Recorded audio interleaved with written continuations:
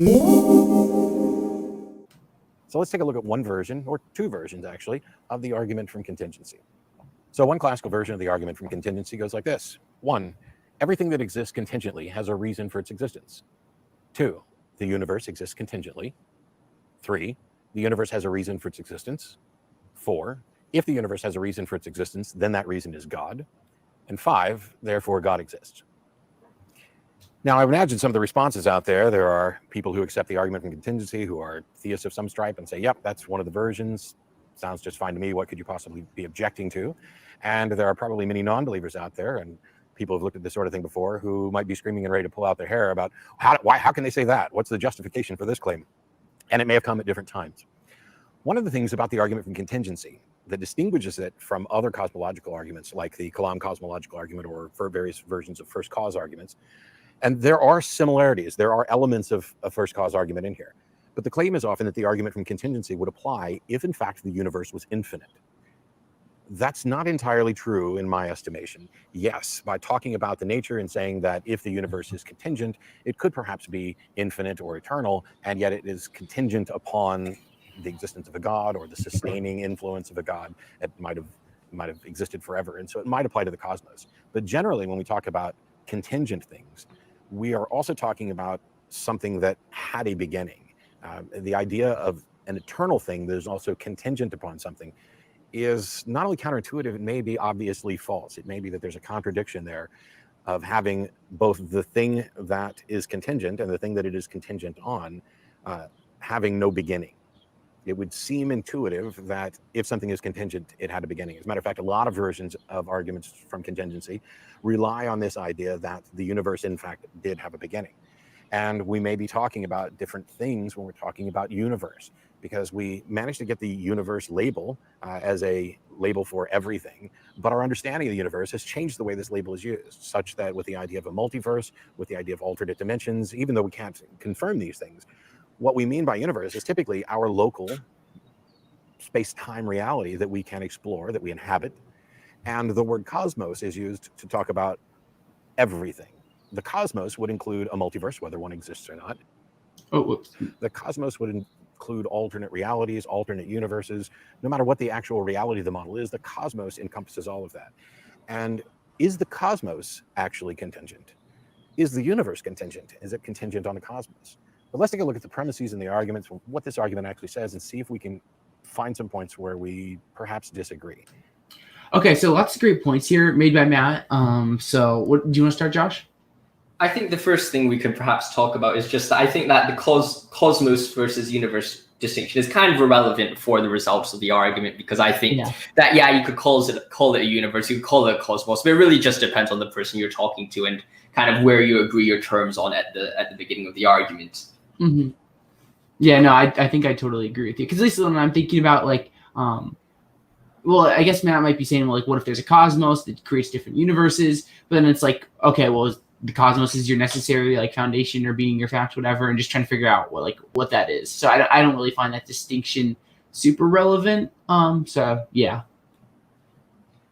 I completely agree with you on that one, because I think that you could say, well, maybe the cosmos is creating other universe, but then if you define perhaps the universe or whatever that fundamentally grounded, if you want to go with the Proust argument, as the big conjunctive contingent fact, or as that which includes all of the other contingent facts, then you get the idea that maybe that big contingent fact would just include all of the other universes or whatever you call those other cosmoses or whatever. Then you're still left with the same fundamental argument, which still works at the end of the day.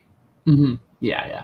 Okay. So do you want to talk just a little bit about the idea of the infinite universe objection, which may be or maybe I don't know if you have anything you want to add here with that kind of being blocking the contingency argument?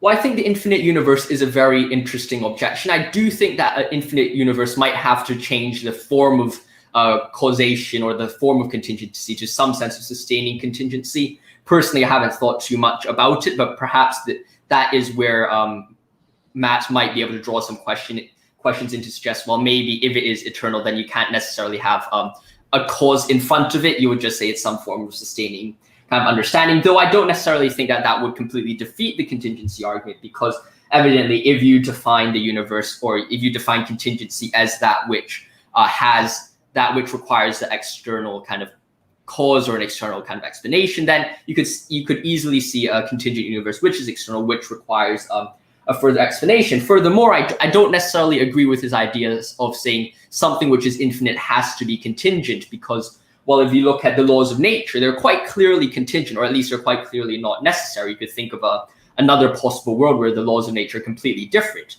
even if the universe was eternal. So I think if that's the case, you could kind of come to the conclusion that, well, even if something is infinite, it doesn't follow that it must be necessary. There are situations where there are things which can possibly be infinite or eternal, but at the same time can, or most likely are indeed contingent as well.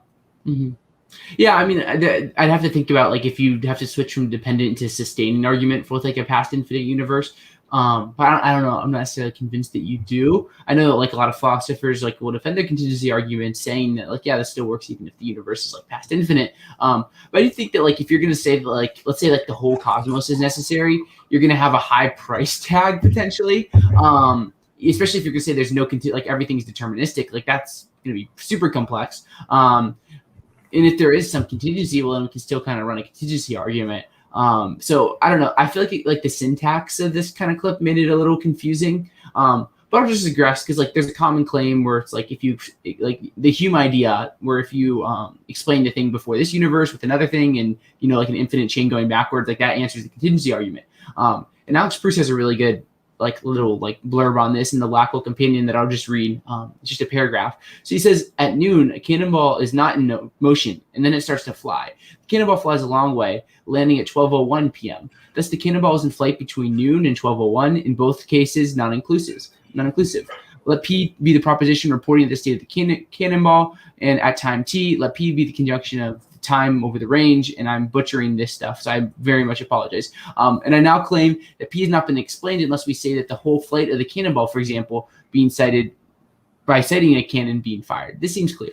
If Hume is right, and it is possible for causeless things to happen, then it could be that there is no cause of the whole flight. But that is just the case where P has not been explained. To claim that there was no flight of the cannonball, but we have explained the flight anyways, would be sophistry. So it seems like just basically what Proust is saying, like, is if we say it's just like this infinite causal chain going backwards, it's kind of like the cannonball is just always flying. And then we're left with this question of, like, well, why is it flying in the first place? Like, it seems like there'd have to be some sort of further explanation, unless you want to say the whole flight is necessary. And then there might be a little price tag there.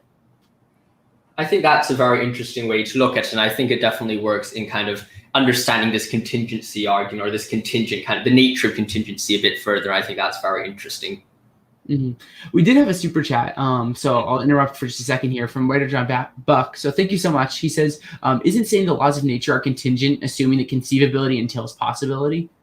Well, I think that it really depends on how we are to define conceivability. I think that conceivability in most situations would entail a possibility, although there are areas where you might say you can conceive of a square circle, but then you can say, well, am I actually conceiving it, or am I just saying the name of it? And of course, those are perhaps one of the borderline areas, though I do think, especially when it comes to laws of nature, I think it's quite reasonable to think that there could be a possible world which the gravitational constant of the universe is maybe a bit off, or maybe the sky is red because the refractory kind of the rays of light, or the wavelengths, interact in a different way. And now you could say the explanations of these kind of contingent laws of nature are then dependent or explained by the nature of the universe, how it was created in the first place. And I think that there's definitely ways to look at it in this way. But I think that just by being able to think of not only the laws of nature, but thinking them in context of an actual world, or thinking of them as a complete world, which is possible, but not in the world that we live in right now, makes it seem that our ability to conceive of such a thing entails that it is definitely possible, especially when it comes to the laws of nature.